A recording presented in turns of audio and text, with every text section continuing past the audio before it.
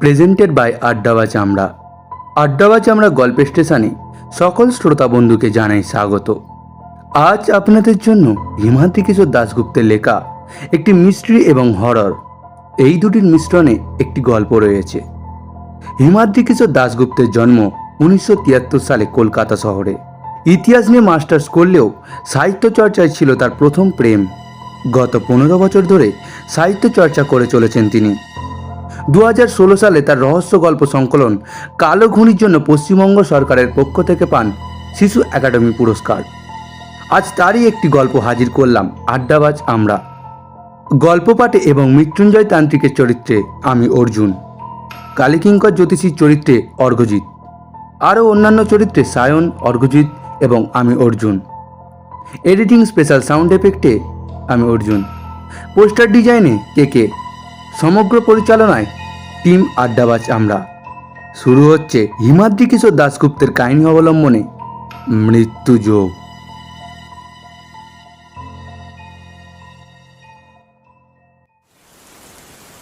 বাইরে ঝমঝম বৃষ্টির শব্দ।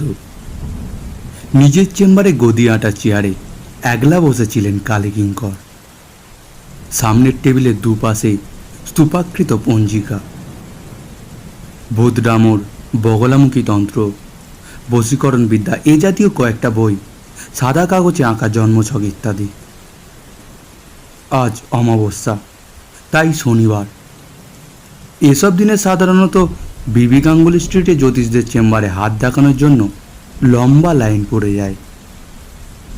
আর কালীকিঙ্করের মতো যাদের বেশ নামডাক আছে, অর্থাৎ যাদের টেলিভিশনে দেখানো হয় অথবা ফ্রি হপ্তাহ কাগজের ছবি ছাপানো হয়, তাঁদের এসব বিশেষ দিনে অনেক লোককে ফিরিয়ে দিতে হয়।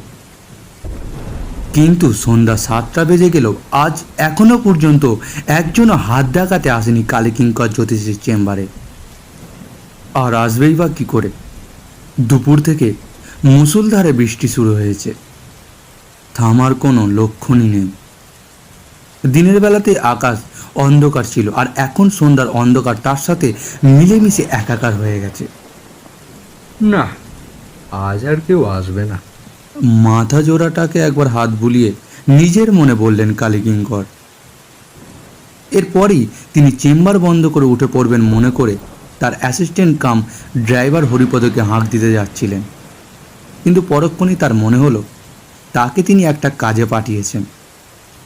হরিপদ এখনও ফেরেনি, আর সে যতক্ষণ না ফিরবে তাকেও আটকে থাকতে হবে চেম্বারে।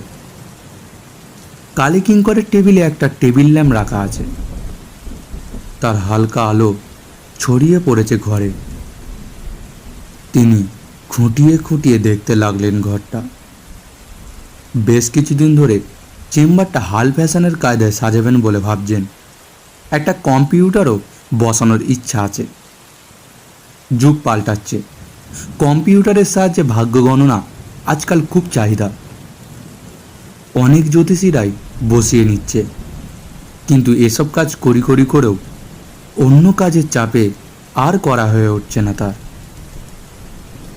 চেম্বারের দেয়ালে টাঙানো আছে সার ছবি।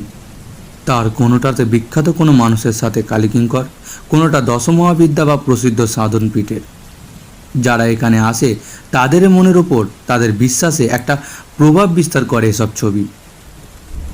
কালীকিঙ্করের প্রতি একটা বাড়তি আস্থা জন্মায় ক্লায়েন্টের মনে।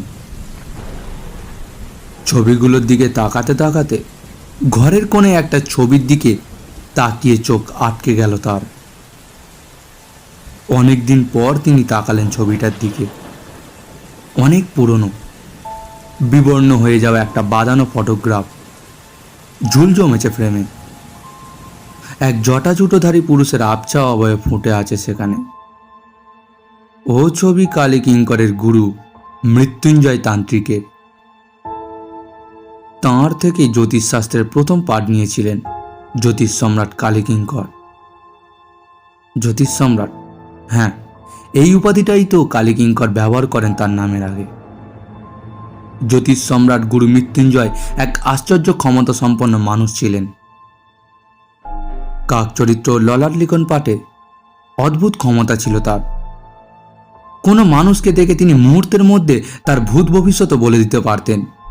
তবে জ্যোতিষী বলতে সবাই এখন যা বোঝে ঠিক সেই অর্থে কিন্তু তিনি জ্যোতিষী ছিলেন না। মহাবিদ্যার অন্যতম ধূমাবতীর উপাসক শ্মশানচারী এই তান্ত্রিক আসলে ছিলেন ত্রিকালজ্ঞ। তবে তিনি শুধু ভূত ভবিষ্যতের কথাই বলতেন, কোনো বিধান দিতেন না। মৃত্যুঞ্জয় বলতেন, ভাগ্যের লিখন কেউ বদলাতে পারে না, আর মৃত্যু হলো অপ্রতিরোধ্য, তাকে রোকার সাধ্য কারো নেই। বিধাতা পুরুষ জন্ম মুহূর্তে প্রত্যেকের আয়ু যে নির্দিষ্ট করে দেন তা অমোঘ নিয়ম মেনে চলে।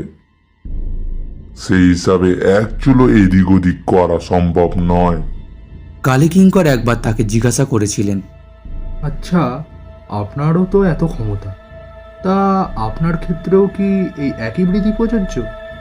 তিনি হেসে বলেছিলেন, হ্যাঁ রে বেটা, এই মৃত্যুঞ্জয় তান্ত্রিকও মৃত্যুকে জয় করতে পারে না। 3 কোটি বয়স আমার, আর 1 কোটি বছর বাঁচবো আমি। তার চেয়ে একদিন কমও নয়, বেশিও নয়। ঠিক যেমন তোর আয়ু 3 কোটি বছর, তোর ক্ষেত্রেও অন্যতা হবে না। হ্যাঁ, এই কথাই বলেছিলেন তিনি। ছবিটার দিকে তাকিয়ে অনেকদিন পর কথাগুলো আবার মনে পড়ে গেল কালীকিঙ্করের। মনে মনে হিসাব করতে লাগলেন তিনি, এইসব কতদিন আগেকার কথা হবে। তার তখন প্রায় যুবা বয়স, 40 বছর আগেকার কথা এসব। মৃত্যুঞ্জয় তান্ত্রিকের নিজের সম্পর্কের গণনা যদি সত্যি হয়ে থাকে, তাহলে অন্তত 20 বছর আগে গত হয়েছেন তিনি। তাঁর শেষ জীবনের খবর অবশ্য জানা নেই কালীকিঙ্করের। মাত্র বছরখানেক গুরু শিষ্যের সম্পর্ক টিকেছিল, তারপর চিরবিচ্ছেদ হয়ে যায় দুজনে। আসলে গুরুর উল্টো পথে হাঁটতে শুরু করেছিলেন কালীকিঙ্কর। গুরুর কাছে বেশ কিছু বিদ্যা শেখার পর লোভ তাকে পেয়ে বসেছিল। ভাগ্য পাল্টানোর বিধান দিতে শুরু করেছিলেন তিনি। মৃত্যু ভয়ে ভীত একজন লোককে মোটা অর্থের বিনিময়ে একবার একটা তাবিজ দিয়েছিলেন কালীকিঙ্কর। কথাটা কানে গিয়েছিল মৃত্যুঞ্জয় তান্ত্রিকে। শিষ্যকে সতর্ক করেছিলেন তিনি, কিন্তু কালীকিঙ্কর নিজেকে নিয়ন্ত্রণ করতে পারেননি। তিনি বুঝতে পেরেছিলেন মৃত্যু ভয়ে ভীত মানুষই তার জীবনের জাগতিক উন্নতির সোপান। মৃত্যুর হাত এড়াতে মানুষ তার সর্বস্ব সমর্পণ করতে পারে অন্যের হাতে। আর এই ব্যাপারটা যে কত বড় সত্যি তার প্রমাণ কালীকিঙ্কর নিজেই। কোথায় বীরভূমের এক অখ্যাত গ্রামে ততোধিক অখ্যাত এক শ্মশানে সব যাত্রীদের কৃপার অন্যের প্রতিপালিত মৃত্যুঞ্জয় তান্ত্রিকের শিষ্য কালীকিঙ্কর, আর কোথায় আজকের জ্যোতিষ সম্রাট কালীকিঙ্কর। গাড়ি বাড়ি অর্থ প্রতিপত্তি সম্মান কি নেই আজ তার। আর এসবই তিনি পেয়েছেন মানুষের মৃত্যু ভয় আছে বলেই। 40 বছর আগের এক নিঃস্ব যুবক আজ একজন সফল মানুষ, তিনিই ঠিক। শেষের এই কথাগুলো ভেবে মৃত্যুঞ্জয় তান্ত্রিকের ছবির দিকে তাকিয়ে একটা আত্মপ্রসাদের হাসি হাসলেন কালীকিঙ্কর। একলা ঘরে বসে নানান কথা ভাবতে লাগলেন তিনি। বৃষ্টি যেন আরো বাড়ছে। করাত করাত শব্দে কোথায় যেন বাজ পড়ল, আর তারপরেই বাতি নিভে গেল। টেবিলের ডয়ের হাতে একটা মোমবাতি বের করে সেটা জ্বালিয়ে টেবিলের উপর রাখলেন কালীকিঙ্কর। তীর তীর করে মোমবাতির শিখাটা কাঁপছে। আদো অন্ধকার ঘর। মোমবাতির একটা আলো রেখা কিভাবে যেন গিয়ে পড়েছে দেওয়ালের কোণে মৃত্যুঞ্জয় তান্ত্রিকের সে ছবির উপর। কালীকিঙ্করের চোখ আবার চলে গেল সেদিকে। কয়েক মুহূর্ত সেদিকে তাকিয়ে থাকার পর কালীকিঙ্করের হঠাৎ মনে হলো বিবর্ণ হয়ে যাওয়া ছবিটা মোমের আলোতে কেমন যেন প্রাণ ফিরে পেয়েছে। ছবির ফ্রেমের ভেতর থেকে উজ্জ্বল চোখে যেন তার দিকে তাকিয়ে আছেন মৃত্যুঞ্জয়। তার ঠোঁটের কোণে ফুটে উঠেছে এক হাসি। ছবিটার এই জীবন্ত হয়ে ওঠা হয়তো আলো ছায়ার কারসাজি। কিন্তু সেদিকে তাকিয়ে কালীকিঙ্কর কেমন একটা যেন অস্বস্তি বোধ করতে লাগলেন। কিছুক্ষণ সেদিকে তাকিয়ে থেকে তিনি চোখ সরিয়ে নিলেন। হরিপদ আসছে না। বৃষ্টিতে কলকাতার রাস্তা যা অবস্থা হয়, হয়তো জমা জলে আটকে গেছে তার গাড়ি। টেবিলেই রাখা ছিল হালসনের পঞ্জিকা। কালীকিঙ্কর সেটা খুলে পরদিনের গ্রহ নক্ষত্র রাশিফল দেখার জন্য তার পাতা উল্টাতে লাগলেন। কাল রবিবার, জুলাইয়ের 6, বাংলার 13ই আষাঢ়। পাতাটিতে পৌঁছেই বড় বড় হরফের লেখা বাংলা বছরের তারিখটা হঠাৎই যেন বিশেষ চেনা চেনা মনে হয় কালীকিঙ্করের। এ দিনটার কি একটা যেন আলাদা তাৎপর্য আছে, কিন্তু সেটা কি? কয়েক মুহূর্তের মধ্যেই অবশ্য তিনি ব্যাপারটা ধরতে পারলেন। আরে, 13ই আষাঢ় তো তার জন্মদিন। কাজের চাপে ব্যাপারটা একদম ভুলেই গিয়েছিলেন তিনি। কত বয়স হলো তার মনে মনে হিসাব করলেন। কাল তিনি 61তে পা রাখতে যাচ্ছেন। দেখতে দেখতে 60টা বছর পার করে দিলাম, না ভাবাই যায় না। ব্যাপারটা ভেবেই নিজেই যেন একটু অবাক হয়ে গেলেন। ঠিক সেই সময় হঠাৎ চেম্বারের দরজার বাইরে পায়ের শব্দ শুনতে পেলেন কালীকিঙ্কর। কালীকিঙ্কর বললেন, হে, হরিপদ এলি নাকি রে? ওপাশ থেকে ভেসে এলো অন্য একটা গলার স্বর। না, মানে আমি হাত দেখাতে এসেছি। এই দুর্যোগের মধ্যেও কোনো ক্লায়েন্ট আসবেন তা ধারণা করতে পারেননি কালীকিঙ্কর। মনটা উৎফুল্ল হয়ে উঠল তাঁর। আজকের দিনটা তাহলে একদম নিষ্ফলা নয়। গম্ভীরভাবে কালীকিঙ্কর বললেন, আসুন, ভিতরে আসুন। দরজা ঠেলে ভিতরে ঢুকে সামনে এসে দাঁড়ালো বছর 25-এর এক যুবক। পরনে দামি পোশাক, মণিবন্ধে দামি ঘড়ি। সম্ভবত গাড়িতে এসেছে, তাই বৃষ্টিতে ভেজে নিছে। নাকের ডগায় নামানো চশমার উপর দিয়ে মুহূর্তের মধ্যে পেশাদারি চোখে তাকে জরিপ করে নিয়ে কালীকিঙ্কর বুঝতে পারলেন সম্ভবত বেশ পয়সা করি আছে। জ্যোতিষ সম্রাটের চেহারাতেও এক সম্ভ্রম জাগানো ভাব আছে। টকটকে ফর্সা রং, মাথাজোড়া বিরাট টাক, টিয়া পাখির মতো বাঁকানো নাকের ডগায় দামি রিমলেস চশমা, গলায় রুদ্রাক্ষের ছড়া, ধবধবে সাদা ধুতি পাঞ্জাবি। প্রথম দর্শনে একটা ভক্তি শ্রদ্ধা জাগে। ছেলেটা নমস্কার করে কালীকিঙ্করের মুখোমুখির উল্টো দিকের চেয়ারে বসল।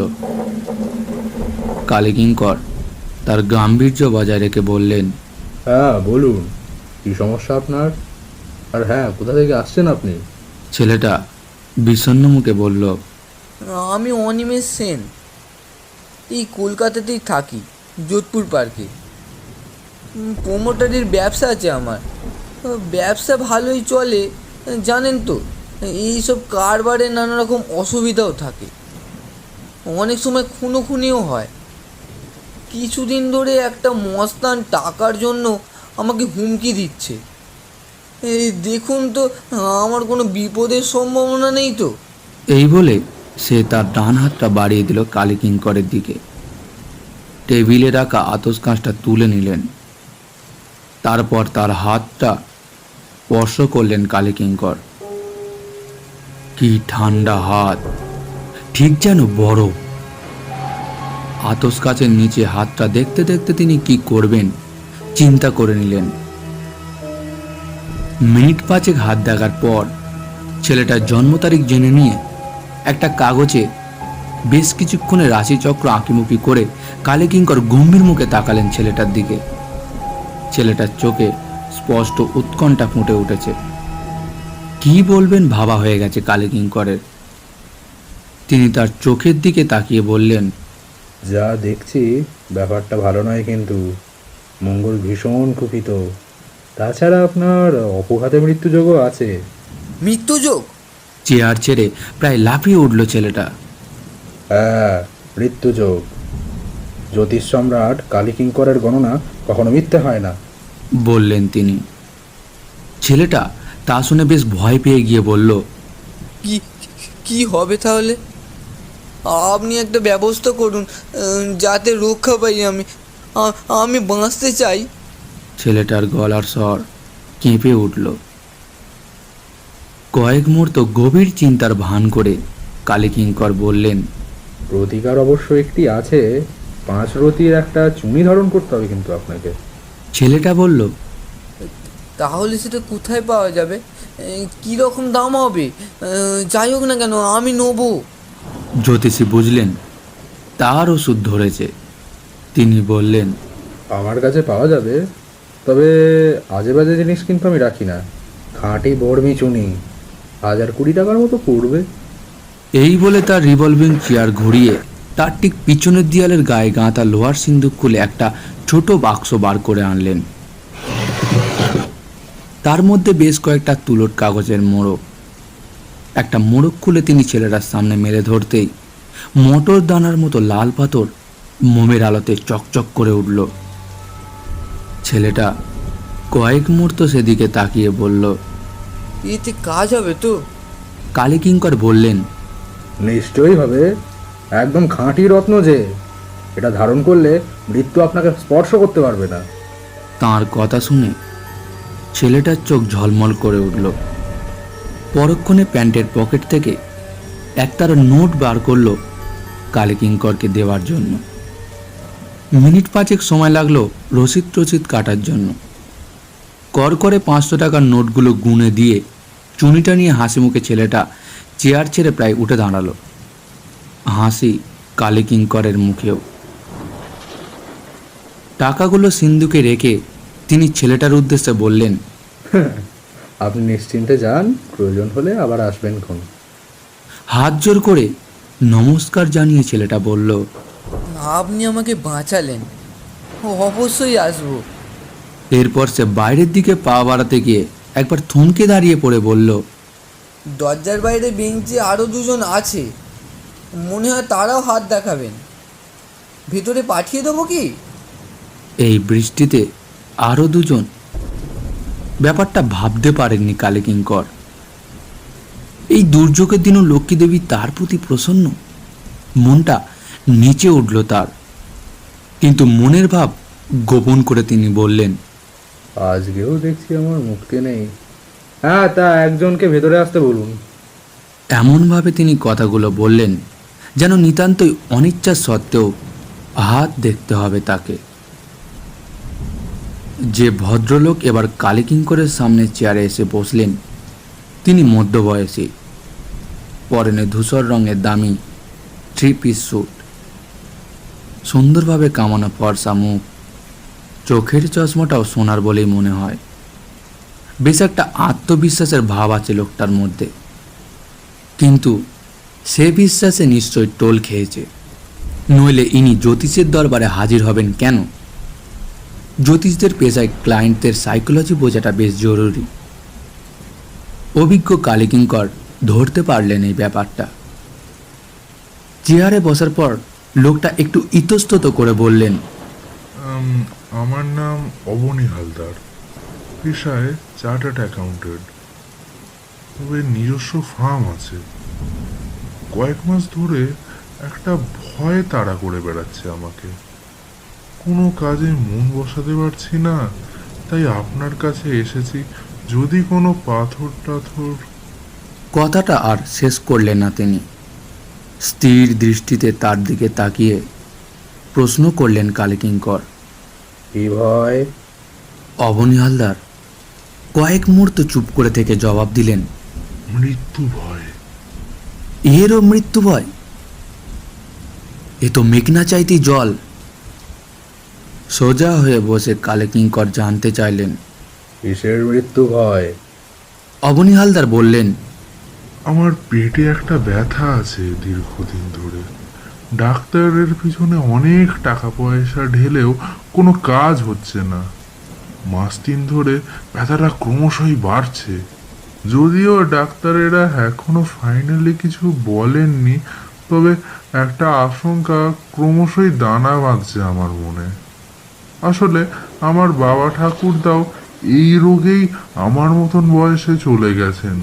আমার ধারণা যদি সত্যি হয় তাহলে আর বেশি দিন বাঁচবো না আমি। এ রোগের এখনো কোনো চিকিৎসা বেরোয়নি।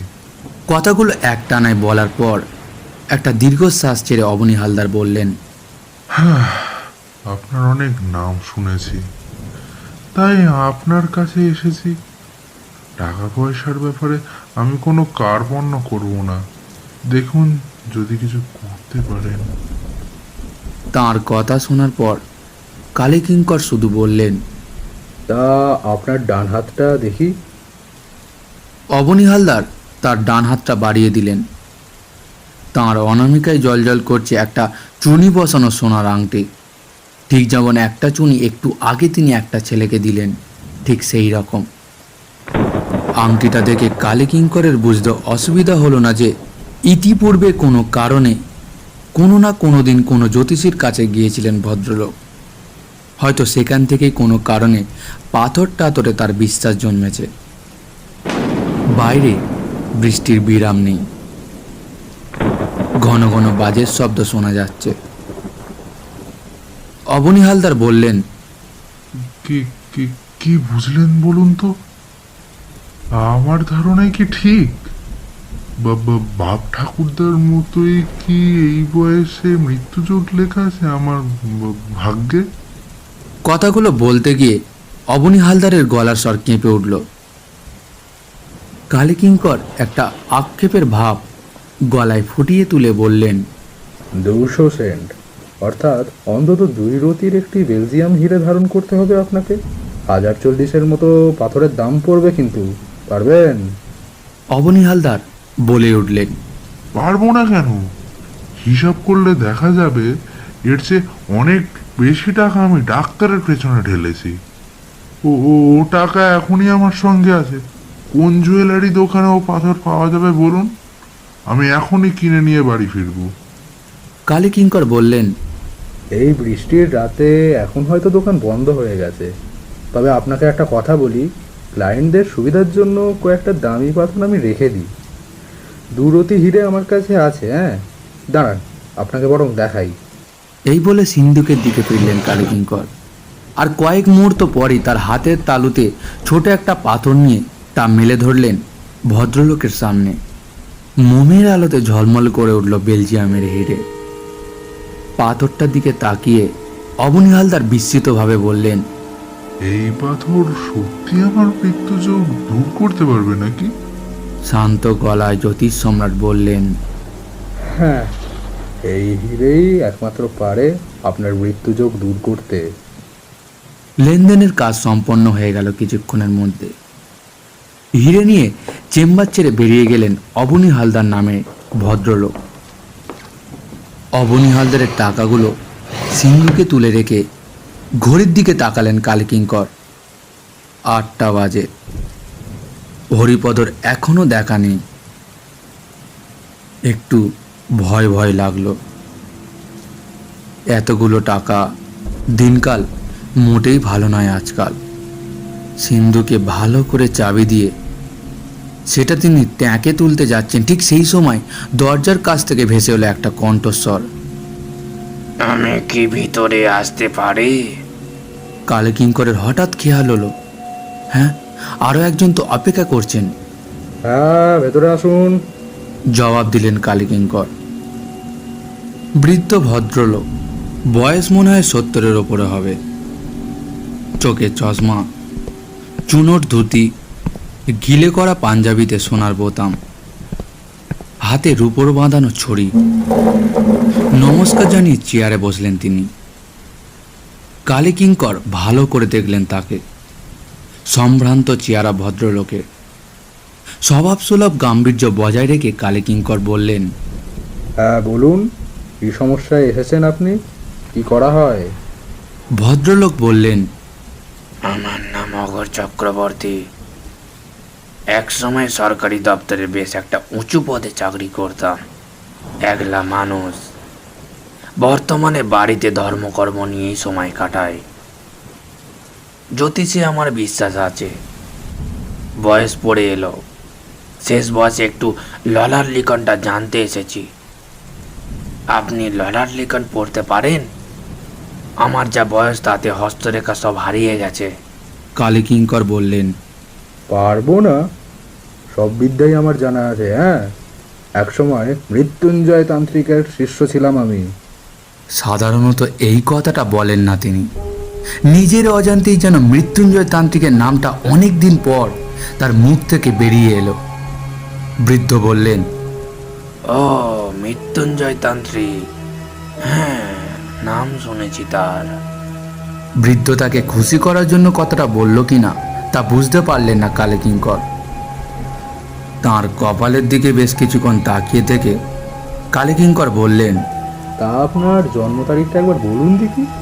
ললাটের সাথে জন্ম তারিখ মিলিয়ে তারপর আমাকে যা বলার বলতে হবে। তারিখটা বলে দিলেন ভদ্রলোক। কাগজে আঁক কাটতে কাটতে কালীকিঙ্কর ভাবলেন, এই লোকটারও পয়সা ভালোই আছে। তার সিন্ধুকে একটা পান্নার আংটি রাখা আছে। ভাগ্যদেবী তার প্রতি আজ সুপ্রসন্ন। খেলাটা এই লোকটার ক্ষেত্রেও খেলে দেওয়া যাক। বৃদ্ধ হলেও সকলেরই তো বাঁচার আকাঙ্ক্ষা থাকে। বেশ কিছুক্ষণ আঁকযোগ করার পর কাগজের দিকে চোখ রেখে জ্যোতিষী বললেন, যা দেখলাম সুবিধার বলে মনে হচ্ছে না। আজকাল 70 বছর বয়স মরার বয়স নয় কিন্তু। হ্যাঁ, কিছু মনে করবেন না। আপনার ললাট লিখন বলছে শীঘ্রই আপনার মৃত্যুযোগ আছে। একটা বিস্মিত কণ্ঠস্বর বেরিয়ে এলো বৃদ্ধর গলা থেকে। মৃত্যুযোগ তাই লেখা আছে বুঝি? হ্যাঁ, তাই তো লেখা আছে। তবে যদি 1010 খরচ করতে পারেন তাহলে এই যাত্রায় ফাঁড়াটা কেটে যেতে পারে। একটা কলম্বিয়ান পান্না ধারণ করতে হবে কিন্তু। আমার কাছে একটা আছে রূপোর আংটিতে বসানো, সস্তাতেই দিয়ে দেবো। ভদ্রলোক বললেন, ও টাকা আমি এখনই দিতে পারি, কিন্তু টাকাটা যখন ভদ্রলোক দিতে পারেন তখন তাকে বেশি কথা বলতে দিলে অসুবিধা হতে পারে। তাই কালীকিঙ্কর বলে উঠলেন, টাকা যখন আপনার কাছে আছে তখন আংটিটা নিতে দ্বিধা করবেন না। জীবন মৃত্যুর ব্যাপার বলে কথা। দাঁড়ান, জিনিসটা আপনাকে বার করে দেখাই। এই বলে সিন্ধুকের দিকে চেয়ারের মুখ ফেরালেন কালীকিঙ্কর। আংটিটা বার করে কালীকিঙ্কর বললেন, দিন, ডান হাতটা একবার দেখি তো। হ্যাঁ, মনে হয় হয়ে যাবে। নাহলে কাল ডাক্তারের কাছে নিয়ে যাবেন একবার। বৃদ্ধ তার ডান হাতটা বাড়িয়ে দিলেন। মোমের আলোতে সে হাতে দুটো আঙুল ঝিলিক দিয়ে উঠল। আরও দুটো দামি পাথর রয়েছে তার আঙুলে। আংটি পরাবার জন্য তার আঙুল স্পর্শ করলেন কালীকিঙ্কর। কি বরফের মতো ঠান্ডা হাত। আংটিটা বৃদ্ধের তর্জনীতে পরিয়ে সেদিকে তাকিয়ে রইলেন জ্যোতিষ সম্রাট। অন্য দুটো পাথরের পাশে বেশ মানিয়েছে সবুজ রঙের পাথরটা, কিন্তু তারপরই অন্য দু আঙুলের পাথর দুটো যেন চেনা চেনা মনে হলো তার।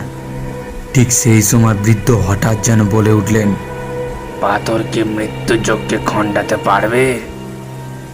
ভাগ্যের লিখন কেউ বদলাতে পারে না, আর মৃত্যু হলো অপ্রতিরোধ্য, তাকে রোকার সাধ্য কারো নেই। কথাটা শুনি চমকে উঠে বৃদ্ধর দিকে তাকালেন জ্যোতিষ সম্রাট কালীকিঙ্কর। এ কার কণ্ঠস্বর? বৃদ্ধর ঠোঁটের কোণে যেন ফুটে উঠেছে একটা হাসি। মোমের শিকাটা দপদপ করতে শুরু করেছে নিভে যাওয়ার আগে। সে আলোতে কালীকিঙ্কর দেখলেন বদলে যাচ্ছে বৃদ্ধর মুখ। বয়স কমছে তার। অঘোর চক্রবর্তী থেকে অবনী হালদার, তার থেকে অনিমেষ সেন। কালীকিঙ্কর চিৎকার করে উঠলেন, কে আপনি? কে? বাইরের কোথাও যেন প্রচন্ড জোরে বাজ পড়ল। কেঁপে উঠল সারা ঘর। মোমবাতির শিকাটা শেষবারের মতো একবার দপ করে জ্বলে উঠল। মুহূর্তের জন্য কালীকিঙ্কর দেখতে পেলেন তার সামনে বসে আছেন জটাজুটোধারী এক তান্ত্রিক সন্ন্যাসী। পর মুহূর্তেই ঘর অন্ধকার হয়ে গেল।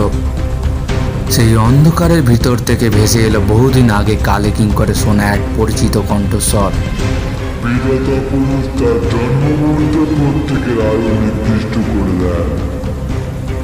তার আর অন্ধতা হয় না। আমার ক্ষেত্র হয়নি, তোর ক্ষেত্র হবে না। কথাগুলো অনুরণিত হতে লাগলো অন্ধকার ঘরের মধ্যে। আতঙ্কিত কালীকিঙ্কর টেবিল ছেড়ে উঠে পালাতে গেলেন, কিন্তু যে হাতে তিনি পাথরটা পড়ালেন সেই হাত ততক্ষণে চেপে ধরেছে তার হাত। অন্ধকার ঘরের মধ্যে শুধু সেই হাতটাকে দেখতে পাচ্ছেন কালীকিঙ্কর। সে হাতে রক্ত মাংস কিছুই নেই, সাদা ফ্যাটে কতগুলি হাত, আর তাতে পরানো আছে মৃত্যুযোগ কাটানোর জন্য তার দেওয়া হিরে চুনি পান্না।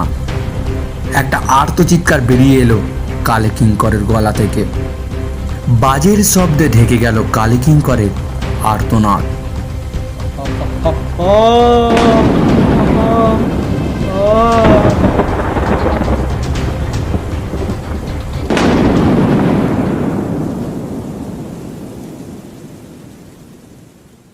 পরের দিন সংবাদপত্রে একটা ছোট্ট খবর ছাপা হলো। জ্যোতিষ সম্রাট কালীকিঙ্কর গতকাল রাত্রে হৃদরোগে আক্রান্ত হয়ে পরলোক গমন করেছেন। যৌবনে তিনি ছিলেন মৃত্যুঞ্জয় তান্ত্রিকের শিষ্য। মৃত্যুকালে তার বয়স ছিল 60 বছর। আজ 13ই আষাঢ় ছিল তার 61তম জন্মদিন। গল্পটা শুনে আপনাদের কেমন লাগলো জানান কমেন্ট বক্সে আপনাদের মন্তব্য। যদি ভালো লেগে থাকে তো প্লিজ লাইক করে দিন, কারণ আপনাদের পছন্দই আমাদের প্রধান উদ্দেশ্য। আর এরকমই গল্প শুনতে বা পেতে এখনই সাবস্ক্রাইব করে দিন আড্ডাবাজ আমরা ইউটিউব চ্যানেলটিকে, এবং পাশে থাকা বেল আইকনটি প্রেস করে দিন পরবর্তী গল্পের নোটিফিকেশন পাওয়ার জন্য। আগামী সপ্তাহে আবারও এক নতুন গল্প নিয়ে হাজির হবে আড্ডাবাজ আমরা। আজকের মতো এখানেই সমাপ্ত করলাম। নমস্কার।